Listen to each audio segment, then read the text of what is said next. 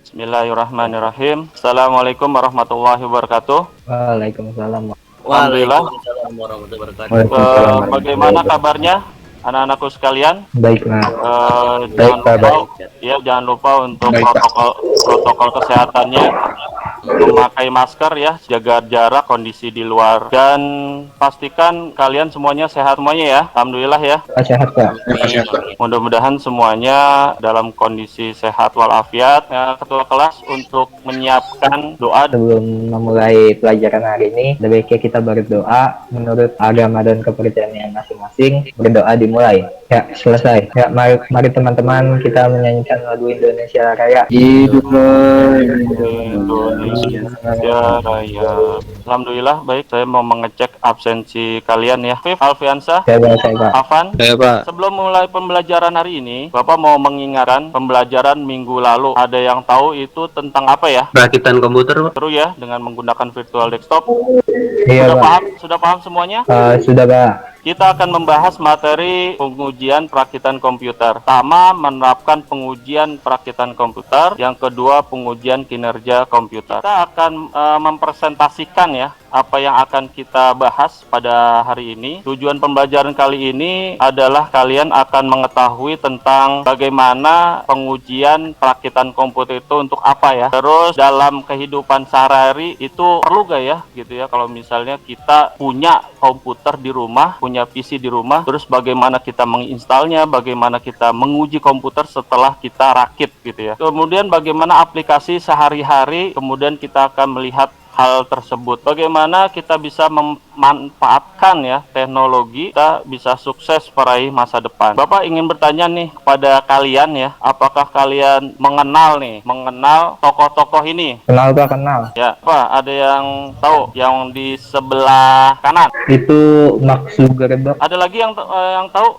Pak Nadiem Makarim, Pak. Banyak orang yang mampu menguasai teknologi karena dia tidak menolak teknologi, melainkan menjadikan teknologi sebagai jalan untuk meraih kesuksesan alias memanfaatkannya, seperti tokoh tiga ini. Tapi ada juga orang yang menolak teknologi gitu ya, menolak teknologi, akhirnya tak mampu bersaing gitu ya. Akhirnya apa? Meraih kegagalan dalam hidupnya. Temukan dulu masalah yang ada di sekitar kita, kemudian buat solusinya. Di Indonesia tentu kita tahu gitu ya, orang juga memanfaatkan teknologi hingga lahirlah perusahaan-perusahaan di bidang startup. Salah satunya yang tadi kita bahas yang di tengah ini yaitu Nadiem Makarim. Pertanyaannya adalah pilih mana, menguasai teknologi atau dikuasai teknologi. Lalu bagaimana caranya kita menguasai teknologi? Ada yang tahu? Pilih mana ya? Pak Salva. Salva, ya silakan Salva. Daripada kita dikuasai teknologi, kita lebih baik dikuasai atau menguasai teknologi. Jawabannya itu lebih baik kita menguasai teknologi. Karena kalau kita dikuasai teknologi, kita jadi tidak bisa berkembang dan menjadi negara konsumtif. Jadi hanya pemakai dan gaptek teknologi. Ya, betul sekali Salva. Untuk sumber belajar memunculkan classroom-nya. Yang pertama LKPD, untuk nanti kita sebagai bahan diskusi di LKPD tersebut. Kemudian ada bahan ajar, kemudian evaluasi. Saya mau bertanya nih, perlukah pengujian perakitan komputer bagi kalian gitu ya? Jadi kalau misalnya kalian kemarin pekan yang lalu sudah merakit, kira-kira perlu nggak sih kita melakukan pengujian komputer itu? Ayo, siapa Ya, yang saya mau? izin jawab, Ya, Pak. silakan Riko.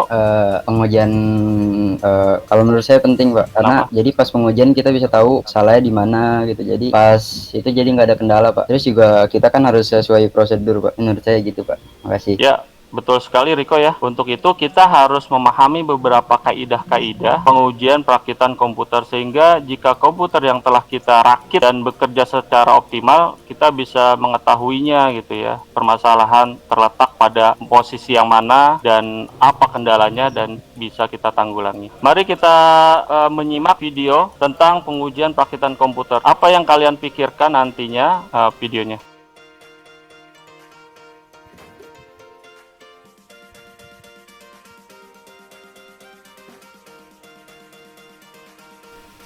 Ya, ini pengujian tadi untuk pos. Nah, di sini ada langkah-langkah melakukan pengujian hasil perakitan komputer. Nah, di sini ada suara beep code.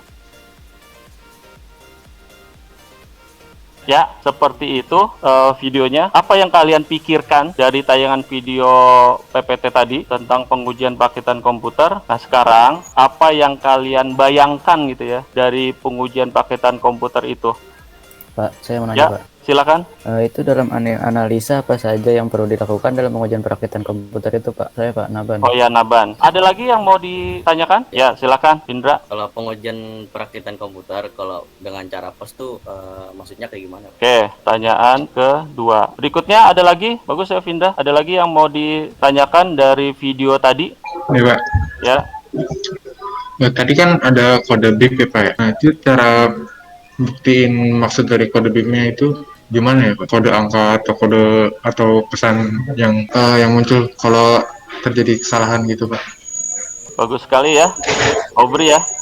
Ini adalah sebagai bahan kalian nanti, bahan diskusi kalian di LKPD nanti. Oke, nanti kalian bisa jawab pertanyaan yang teman kalian sampaikan tadi dengan kalian mengerjakan di LKPD. Dikerjakan, diskusikan secara berkelompok. Nanti kita ketemu kembali di 30 menit ke depan untuk mempresentasikan hasil diskusi kalian. Optimalkan di grup WA kalian dengan baik. Silakan, waktu dan tempat Bapak berikan untuk kalian. Gimana? Sudah selesai? Di kelompok 2 saya amati sangat luar biasa nih diskusinya.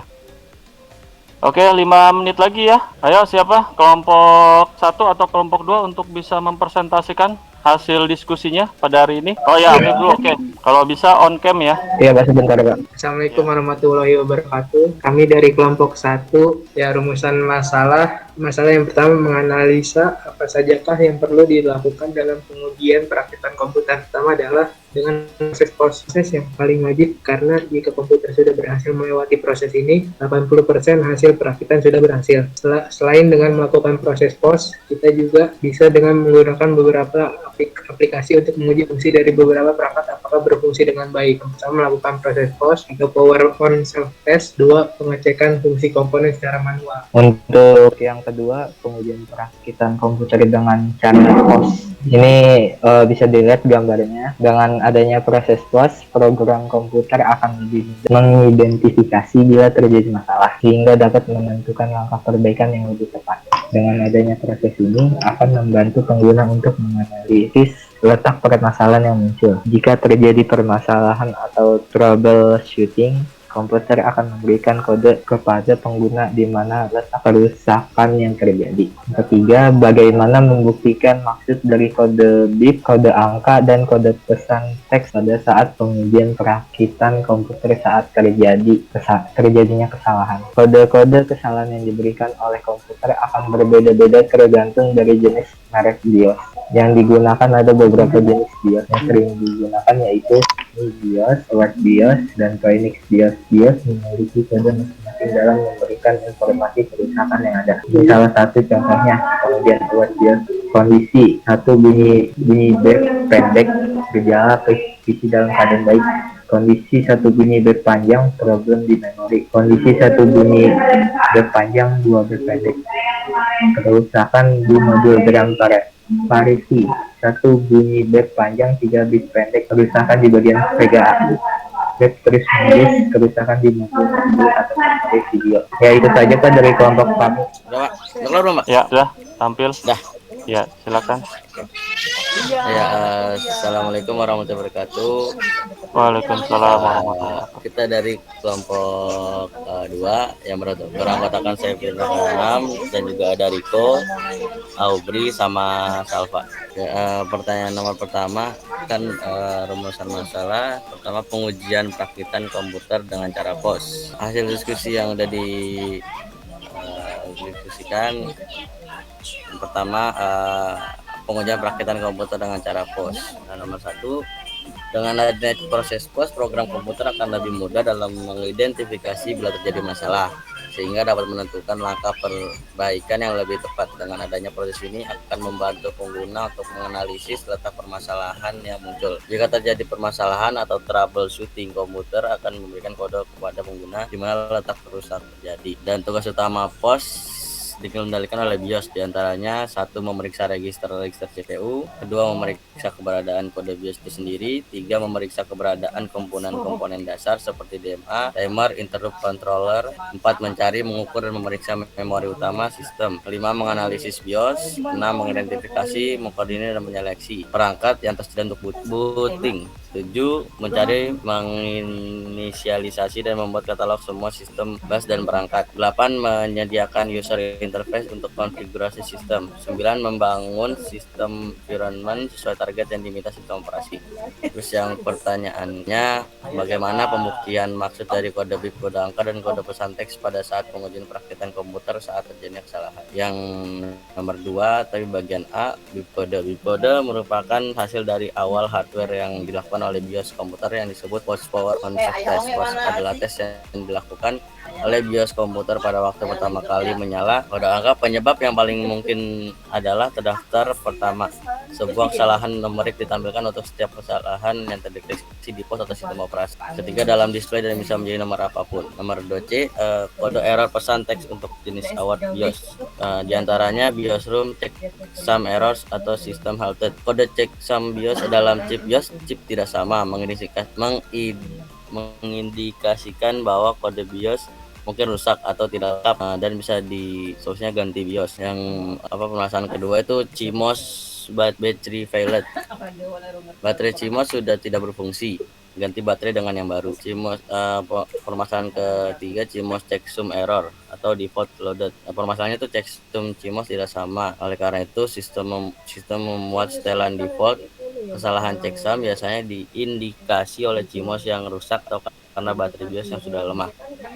CMOS checksum error, this boot failure, insert system disk and press enter. Permasalahan checksum CMOS tidak sama. Hal ini diindikasikan data CMOS rusak atau bisa jadi baterai CMOS yang sudah lemah. Observasinya, pertama, pengujian award BIOS. Kalau misalnya satu bunyinya bip pendek, gejalanya itu dalam keadaan baik. Tapi kalau misalnya satu bunyinya panjang, itu berarti ada masalah atau problemnya di memori. Kalau misalnya satu bunyi babnya panjang, terus dua bipnya pendek, berarti ada kerusakan di modul DRAM parity-nya. Tapi kalau satu bunyi babnya panjang, 3 bipnya pendek, berarti itu ada kerusakan di bagian PGA. Tapi kalau misalnya bipnya terus menerus, itu ada gejala di kerusakan modul memori atau memori videonya biasa. Ya, jadi pengujian AMI BIOS tuh jika kondisi satu bunyi bab pendek, gejala yang muncul yaitu DRAM gagal merefresh. Yang kedua, jika kondisi dua bunyi bab pendek, gejala yang muncul yaitu sirkuit gagal mengecek keseimbangan DRAM atau sistem memori. Jika kondisi 3 bunyi bab pendek, gejala yang muncul yaitu BIOS gagal mengakses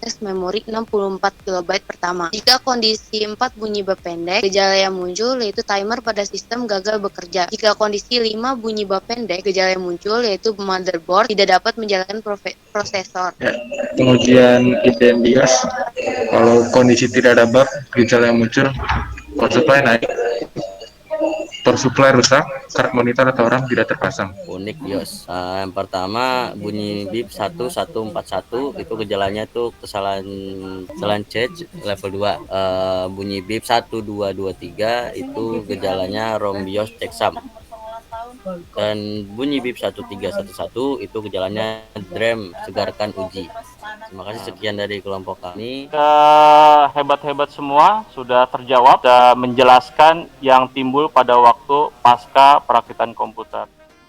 Untuk evaluasi, coba kalian buka di Classroom. Ada beberapa pertanyaan yang mengukur keberhasilan pembelajaran kita pada hari ini. Silakan dikerjakan di Google Form. Oke, sudah semua ya? Ya, alhamdulillah kita sudah dan nilai sikapnya juga. Untuk kesimpulan hari ini, silakan Haikal. Ya, Pak.